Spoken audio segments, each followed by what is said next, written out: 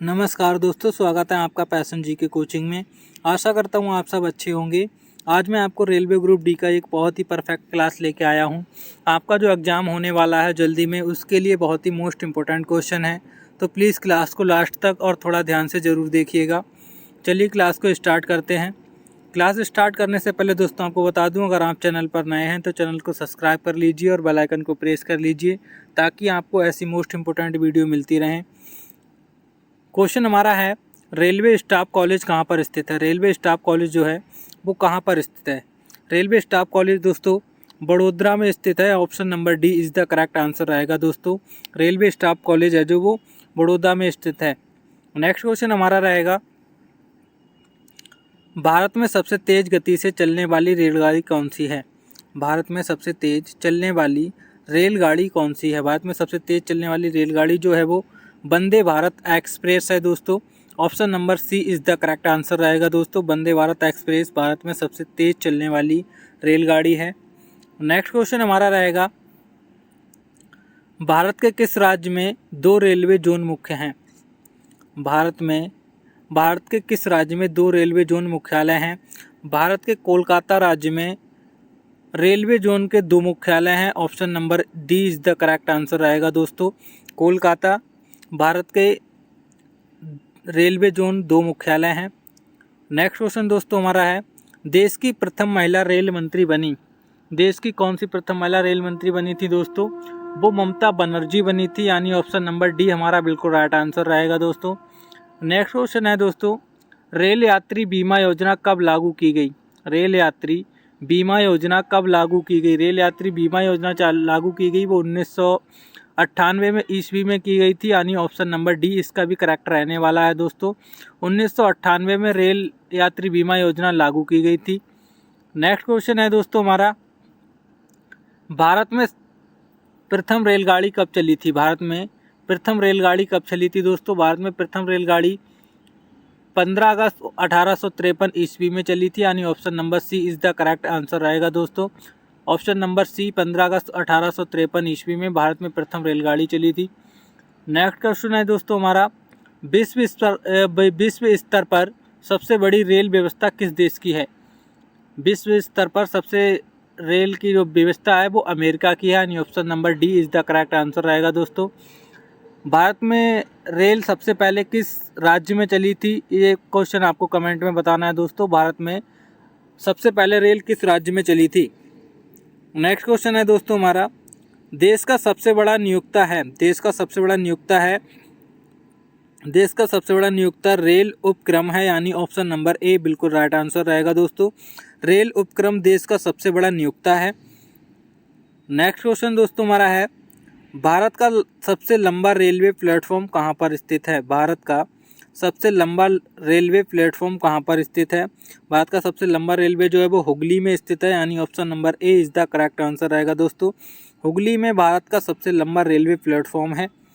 Next question दोस्तों हमारा है, किसे ब्लू चिप के नाम से जाना जाता है। किसे ब्लू चिप के नाम से जाना जाता है। ब्लू चिप के नाम से दक्षिण पूर्व रेलवे को जाना जाता है, यानी ऑप्शन नंबर ए इसका भी करेक्ट आंसर रहने वाला है दोस्तों। दक्षिण और पूर्व रेलवे को ब्लू चिप के नाम से जाना जाता है। नेक्स्ट क्वेश्चन दोस्तों हमारा होगा, किस रेलवे जोन की लंबाई सबसे अधिक है। किस रेलवे जोन की लंबाई सबसे अधिक है। उत्तर रेलवे जोन की लंबाई सबसे अधिक है, यानी option number C is the correct answer रहेगा दोस्तों। ऑप्शन नंबर सी उत्तर रेलवे जोन की लंबाई सबसे ज़्यादा अधिक है। नेक्स्ट क्वेश्चन दोस्तों हमारा है, पहला रेल अधिनियम कब बना था। पहला रेल अधिनियम कब बना था। पहला रेल अधिनियम 1890 ईस्वी में बना था, यानी ऑप्शन नंबर सी इसका भी करेक्ट आंसर रहने वाला है दोस्तों। 1890 में पहला रेल अधिनियम बना था।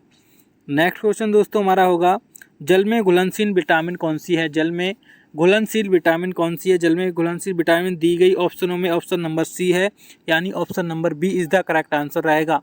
विटामिन सी जल में घुलनशील विटामिन है, option number C is the correct है दोस्तों। नेक्स्ट क्वेश्चन है दोस्तों, पुष्पों का अध्ययन कहलाता है। पुष्पों का अध्ययन क्या कहलाता है। पुष्पों का अध्ययन कहलाता है एंथोलॉजी, यानी option number C is the correct answer रहेगा दोस्तों। एंथोलॉजी पुष्पों का अध्ययन कहलाता है। नेक्स्ट क्वेश्चन है दोस्तों, जस्ता के अयस्क हैं, जस्ता के क्या अयस्क हैं, जस्ता के अयस्क हैं। जिंक ब्रेड है, यानी option number A is the correct answer रहेगा दोस्तों। जिंक ब्रेड जस्ता के अयस्क हैं। नेक्स्ट क्वेश्चन है दोस्तों, सामान्य मानव नेत्र का दूर बिंदु होता है, सामान्य मानव नेत्र दूर बिंदु होता है, वो क्या होता है? ऑप्शन नंबर ए हमारा है 25 सेंटीमीटर पर होता है, ऑप्शन नंबर बी अनंत पर होता है, या ऑप्शन नंबर सी 25 मिलीमीटर पर होता है, या ऑप्शन नंबर डी 25 मीटर पर होता है। ऑप्शन नंबर बी हमारा बिल्कुल राइट आंसर रहेगा, अनंत पर होता है, यानी option number B is the correct answer है। सामान्य मानव नेत्र की जो दूरी बिंदु होती है वो अनंत पर होती है। नेक्स्ट क्वेश्चन है दोस्तों, सिनेमा के पर्दे पर किस प्रकार का प्रतिबिंब बना होता है? सिनेमा के पर्दे पर किस प्रकार का प्रतिबिंब बना होता है दोस्तों? सिनेमा के पर्दे पर वास्तविक प्रतिबिंब बना होता है, यानी option number B is the correct answer रहेगा दोस्तों। वास्तविक प्रतिबिंब सिनेमा के पर्दों पर बना होता है, ऑप्शन नंबर बी हमारा बिल्कुल राइट आंसर है दोस्तों अगर आप चैनल पर नए आएँ तो चैनल को सब्सक्राइब कर लीजिए और बेल आइकन को प्रेस कर दीजिए ताकि आपकी तैयारी ऐसे ही चलती रहे। नेक्स्ट क्वेश्चन हमारा दोस्तों रहेगा, निम्न में से किसे प्रकाशलेशी अंगन कहते हैं? निम्न में से दिए गए ऑप्शनों में से प्रकाशलेशी अंगन किसे कहते हैं? ऑप्शन नंबर ए है पत्ती को, ऑप्शन नंबर बी हरित लवक को, या ऑप्शन नंबर सी स्टोमा को, ऑप्शन नंबर डी जड़ को। Option number B is the correct answer रहेगा, हरित लवक को प्रकाशलेशी अंगक कहते हैं, option number B is the correct answer रहेगा दोस्तों। नेक्स्ट क्वेश्चन दोस्तों हमारा है, इमली में कौन सा अम्ल होता है? इमली में कौन सा अम्ल होता है? इमली में टार्टरिक अम्ल होता है, यानी ऑप्शन नंबर बी इसका भी राइट आंसर रहेगा दोस्तों। टार्टरिक अम्ल इमली में पाया जाता है। नेक्स्ट क्वेश्चन दोस्तों है, इंटीग्रेटेड स्टिक चिप यानी आईसी पर किसकी परत होती है? ऑप्शन नंबर ए है सिलिकॉन की होती है, ऑप्शन नंबर बी निकल की होती है, या ऑप्शन नंबर सी आयरन की होती है, या ऑप्शन नंबर डी कॉपर की होती है। इंटीग्रेटेड सर्टिकल चिप आईसी पर सिलिकॉन की चिप होती है, यानी option number A is the correct answer रहेगा दोस्तों। सिलिकॉन की इंटीग्रेटेड सर्किट चिप आईसी पर होती है। नेक्स्ट क्वेश्चन दोस्तों हमारा है, कंप्यूटर में किसी शब्द की लंबाई किससे नापते हैं? कंप्यूटर में जो शब्द होते हैं उसकी लंबाई किससे नापते हैं? ऑप्शन नंबर ए है बाइट से नापते हैं, ऑप्शन नंबर बी बिट से नापते हैं, या ऑप्शन नंबर सी मीटर से नापते हैं, ऑप्शन नंबर बी मिमी से नापते हैं। Option number B is the correct answer रहेगा दोस्तों। कंप्यूटर के शब्द की लंबाई हम बिट से नापते हैं, option number B is the correct answer है। नेक्स्ट क्वेश्चन है दोस्तों, मेगामाइट में मापते हैं, मेगामाइट से हम क्या मापते हैं? भूकंप की तीव्रता नापते हैं, जनसंख्या का घनत्व नापते हैं, या शक्ति व्ययन की क्षमता नापते हैं, या कंप्यूटर की स्मृति क्षमता नापते हैं। मेगामाइट से हम नापते हैं कंप्यूटर की स्मृति क्षमता, यानी option number D is the correct answer रहेगा दोस्तों। नेक्स्ट क्वेश्चन हमारा रहेगा, 1024 बाइट के बराबर होता है। 1024 बाइट के बराबर क्या होता है दोस्तों? 1024 बाइट के बराबर 1 TB होता है, और या 1 GB होता है, 1 MB होता है, या 1 KB होता है। ऑप्शन नंबर डी हमारा बिल्कुल राइट रहेगा, यानी 1 KB होता है। 1024 बाइट के बराबर 1 KB होता है, option number D is the correct answer है दोस्तों। नेक्स्ट क्वेश्चन हमारा है, किस देश के प्रधानमंत्री के निवास को टेम्पल ट्रीज कहा जाता है? किस देश के प्रधानमंत्री के निवास को टेम्पल ट्रीज कहा जाता है? टेम्पल ट्रीज श्रीलंका के प्रधानमंत्री को कहा जाता है, और option number D is the correct answer रहेगा। प्रधानमंत्री टेम्पल ट्रीज श्रीलंका के प्रधानमंत्री को कहा जाता है, ऑप्शन नंबर डी हमारा बिल्कुल राइट आंसर है। नेक्स्ट क्वेश्चन दोस्तों है, भारत का सबसे बड़ा रेगिस्तान कौन सा है? भारत का सबसे बड़ा रेगिस्तान कौन सा है? ऑप्शन नंबर ए कच्छ है, बी लद्दाख है, ऑप्शन नंबर सी थार रेगिस्तान है, ऑप्शन नंबर डी चोलिस्तान है। ऑप्शन नंबर सी हमारा बिल्कुल राइट आंसर रहेगा दोस्तों। इसको थार रेगिस्तान भारत का सबसे बड़ा रेगिस्तान है, ऑप्शन नंबर सी हमारा राइट है। नेक्स्ट क्वेश्चन दोस्तों है, किस देश की मुद्रा येन है? किस देश की मुद्रा येन है? ऑप्शन ए चीन की, या भारत की, या जापान की, या दक्षिण कोरिया की। जापान देश की मुद्रा का नाम येन है, यानी ऑप्शन नंबर सी हमारा इसका राइट आंसर रहने वाला है दोस्तों। जापान देश की मुद्रा का नाम येन है। नेक्स्ट क्वेश्चन दोस्तों हमारा रहेगा, कुमारगुप्त किसका उपासक था? कुमारगुप्त जो था वो किसका उपासक था? ऑप्शन नंबर ए शिव जी का था, ऑप्शन नंबर डी वो बी गणेश का था, या ऑप्शन नंबर सी कार्तिकेय का था, या ऑप्शन नंबर डी ब्रह्मा का था। ऑप्शन नंबर सी हमारा बिल्कुल राइट आंसर रहेगा। कुमारगुप्त जो उपासक था वो कार्तिकेय का था, यानी ऑप्शन नंबर सी हमारा बिल्कुल राइट आंसर है। नेक्स्ट क्वेश्चन है दोस्तों, दक्षिण अफ्रीका की मुद्रा क्या कहलाती है? दक्षिण अफ्रीका की मुद्रा क्या कहलाती है? ऑप्शन नंबर ए रैड कहलाती है, ऑप्शन नंबर बी दिरहम कहलाती है, ऑप्शन नंबर सी डॉलर कहलाती है, ऑप्शन नंबर डी फ्रैंक कहलाती है। दक्षिण अमेरिका की मुद्रा जो कहलाती है वो रैड कहलाती है। ऑप्शन नंबर ए हमारा बिल्कुल राइट आंसर रहेगा दोस्तों। नेक्स्ट क्वेश्चन हमारा दोस्तों रहने वाला है, यूरोपीय संघ का मुख्यालय कहाँ स्थित है? यूरोपीय संघ का मुख्यालय कहाँ स्थित है? ऑप्शन नंबर ए सिडनी में है, ऑप्शन नंबर बी लंदन में है, या ऑप्शन नंबर सी न्यूयॉर्क में है, या ऑप्शन नंबर डी ब्रुसेल्स में है। यूरोपीय संघ का मुख्यालय जो दोस्तों स्थित है वो ब्रुसेल्स में है, यानी ऑप्शन नंबर डी हमारा बिल्कुल राइट आंसर रहेगा दोस्तों। ब्रुसेल्स में यूरोपीय संघ का मुख्यालय स्थित है। नेक्स्ट क्वेश्चन दोस्तों हमारा रहेगा, विश्व का सबसे बड़ा पक्षी कौन सा है? विश्व का सबसे बड़ा पक्षी कौन सा है? ये क्वेश्चन आपको सबको पता होगा। विश्व का सबसे बड़ा पक्षी जो है दोस्तों वो शुतुरमुर्ग है, यानी ऑप्शन नंबर ए हमारा बिल्कुल राइट आंसर रहेगा। दोस्तों मैं आपको फिर बता दूं, अगर आप चैनल पर नए आए हैं तो चैनल को सब्सक्राइब कर लीजिए। क्लास आपको अच्छी लग रही हो तो एक लाइक और कमेंट जरूर कीजिए, क्योंकि ये क्लास रैपिड फायर होने वाली है। आपका कम समय में आपके बहुत ही क्वेश्चन सॉल्व कराने वाला हूँ। नेक्स्ट क्वेश्चन दोस्तों हमारा रहेगा, भारत के कितने राज्य बांग्लादेश की सीमा से लगते हैं? भारत के कितने राज्य बांग्लादेश की सीमा से लगते हैं दोस्तों? भारत के 5 राज्य बांग्लादेश की सीमा से लगते हैं। भारत के 5 राज्य बांग्लादेश की सीमा से लगते हैं, यानी ऑप्शन नंबर डी हमारा बिल्कुल राइट आंसर रहेगा। भारत के कितने राज्य बांग्लादेश की सीमा से लगते हैं? भारत के कौन कौन से राज्य बांग्लादेश की सीमा से लगते हैं ये आपको कमेंट में बताना है। भारत के कौन से 5 राज्य हैं, वो 5 राज्य हैं जो बांग्लादेश की सीमा से लगते हैं, वो आपको कमेंट में बताना है दोस्तों। नेक्स्ट क्वेश्चन हमारा है, ओणम किस राज्य का प्रमुख त्यौहार है? ओणम किस राज्य का प्रमुख त्यौहार है? ओणम जो है वो दोस्तों केरल का प्रमुख त्यौहार है, यानी ऑप्शन नंबर बी हमारा बिल्कुल राइट आंसर रहेगा। केरल का प्रमुख त्यौहार जो वो ओणम है, option number B is the correct answer है दोस्तों।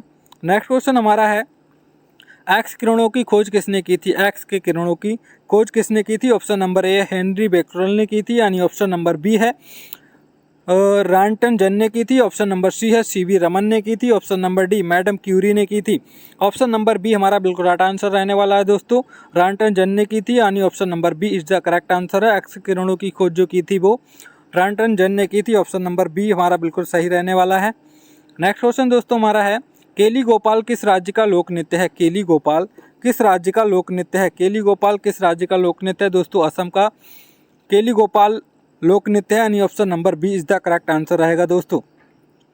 नेक्स्ट क्वेश्चन दोस्तों हमारा रहेगा, उड़ीसा नृत्य किस राज्य से संबंधित है? उड़ीसा नृत्य किस राज्य से संबंधित है या उत्पन्न हुआ था? उड़ीसी नृत्य जो उत्पन्न हुआ था वो उड़ीसा से हुआ था, यानी ऑप्शन नंबर ए इसका बिल्कुल राइट आंसर रहने वाला है दोस्तों। उड़ीसी नृत्य जो उत्पन्न हुआ था वो उड़ीसा से हुआ था। नेक्स्ट क्वेश्चन दोस्तों हमारा है, अल्लाह रखा खां किस वाद्य यंत्र के लिए प्रसिद्ध हैं? अल्लाह रखा खां किस वाद्य यंत्र के लिए प्रसिद्ध हैं? अल्लाह रखा खां तबला बाद के लिए प्रसिद्ध हैं, यानी ऑप्शन नंबर ए इसका भी राइट आंसर रहेगा दोस्तों। अल्लाह रखा का जो वाद्य यंत्र के प्रसिद्ध हैं वो तबला के लिए है, ऑप्शन नंबर ए हमारा बिल्कुल सही है। नेक्स्ट क्वेश्चन दोस्तों हमारा है, पंडित जसराज किस क्षेत्र में प्रसिद्ध थे? पंडित जसराज किस क्षेत्र में प्रसिद्ध थे? पंडित जसराज जो प्रसिद्ध थे वो गायन में थे, यानी ऑप्शन नंबर ए इसका भी राइट आंसर रहेगा दोस्तों। गायन के जो प्रसिद्ध क्षेत्र में जो गायन के प्रसिद्ध क्षेत्र में जो थे वो पंडित जसराज जी थे, यानी ऑप्शन नंबर ए इसका भी सही आंसर है। नेक्स्ट क्वेश्चन दोस्तों हमारा है, भारतीय संविधान में समानता का अधिकार निम्नलिखित अनुच्छेदों द्वारा प्रदान किया गया है।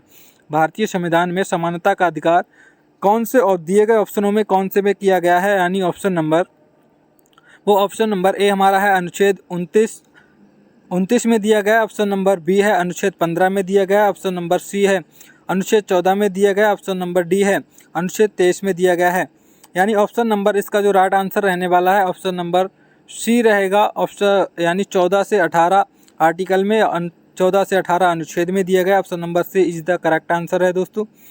नेक्स्ट क्वेश्चन है दोस्तों, कौन सा अनुच्छेद राज्य के राज्यपालों से संबंधित है? कौन सा अनुच्छेद राज्य के राज्यपालों से संबंधित है? ऑप्शन नंबर ए अनुच्छेद 52 है, अनुच्छेद 153 है, अनुच्छेद 75 है, अनुच्छेद 76 है।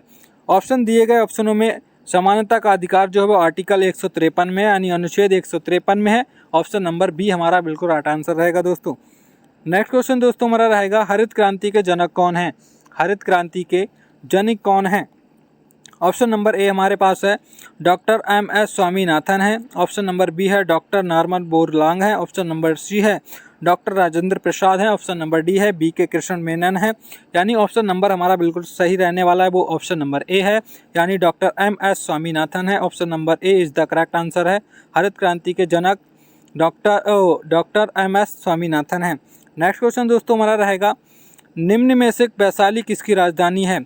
वैशाली दिए गए ऑप्शनों में किसकी राजधानी है? बज्र की है, मल्ल की है, चेदी की है या बस्त्र की है? और दिए गए ऑप्शनों में वज्र की राजधानी वैशाली है, यानी ऑप्शन नंबर ए इसका भी राइट आंसर रहेगा दोस्तों। वज्र की राजधानी जो है वो वैशाली की राजधानी है। ऑप्शन नंबर ए हमारा बिल्कुल सही आंसर है। नेक्स्ट क्वेश्चन दोस्तों है, ध्वनि प्रदूषण को किस इकाई से मापा जाता है? ध्वनि प्रदूषण को किस इकाई से मापा जाता है? ऑप्शन ए है ओम से मापा जाता है। ऑप्शन बी है हर्ट्ज से मापा जाता है। ऑप्शन नंबर सी है सेंटीमीटर से मापा जाता है। ऑप्शन नंबर डी है डेसिबल से मापा जाता है। ध्वनि प्रदूषण की जो इकाई को मापा जाता है वो डेसिबल से मापते हैं, यानी option number D is the correct answer रहेगा दोस्तों। डेसिबल से ध्वनि प्रदूषण की इकाई को मापा जाता है। ऑप्शन नंबर डी हमारा बिल्कुल सही रहने वाला है। नेक्स्ट क्वेश्चन दोस्तों है, विद्युत बल्ब का फिलामेंट होता है, विद्युत बल्ब का फिलामेंट क्या होता है? यानी ऑप्शन ए है तांबा का होता है। ऑप्शन बी है प्लेटिनियम का होता है, या ऑप्शन नंबर सी है टंगस्टन का होता है। ऑप्शन नंबर डी इनमें से कोई नहीं, दिए गए ऑप्शनों में कोई सा भी नहीं है। विद्युत बल्ब का जो फिलामेंट होता है वो टंगस्टन का होता है, यानी option number C is the correct answer रहेगा दोस्तों। टंगस्टन का विद्युत बल्ब का फिलामेंट होता है। ऑप्शन नंबर सी हमारा बिल्कुल सही रहेगा दोस्तों। नेक्स्ट क्वेश्चन की तरफ बढ़ते हैं, उपचयन अपचयन अपक्रिया को क्या कहते हैं? उपचयन अपचयन अपक्रिया को क्या कहते हैं? यानी ऑप्शन नंबर ए है ऊष्माशोषी अपक्रिया कहते हैं। ऑप्शन बी है रेडास्क अपक्रिया कहते हैं। ऑप्शन नंबर सी है अपक्षेपण अपक्रिया कहते हैं। ऑप्शन नंबर डी है उपचार क्षेपण अपक्रिया कहते हैं। इसमें जो इसका राइट आंसर रहेगा ये आपको कमेंट में बताना है दोस्तों। क्वेश्चन आपके लिए मैंने इसलिए कठिन दिया है कि आपको अगर देखते हैं आपकी तैयारी कैसी चली, इसलिए आपको मैं कठिन क्वेश्चन दिया है, ये आपको कमेंट में बताना है। उपचयन अपचयन की क्रिया को क्या कहते हैं? उपचयन अपचयन की क्रिया को क्या कहते हैं? ये क्वेश्चन आपने अगर लगाया तो आपकी तैयारी इसका मतलब सही चल रही है, ये आपको कमेंट में बताना है। नेक्स्ट क्वेश्चन दोस्तों हमारा रहेगा, ये इस क्लास का लास्ट क्वेश्चन था दोस्तों, और यहीं पे हमारी क्लास एंड होती है। बाकी मिलते हैं आपसे नेक्स्ट वीडियो में। अगर आपको वीडियो अच्छी लगी हो तो एक लाइक और कमेंट ज़रूर करें, और अगर आप चैनल पर नए आए थे तो चैनल को सब्सक्राइब कर लीजिए ताकि आपको ऐसी वीडियो मिलती रहें। बाकी जय हिंद, जय भारत, मिलते हैं आपसे नेक्स्ट वीडियो में दोस्तों।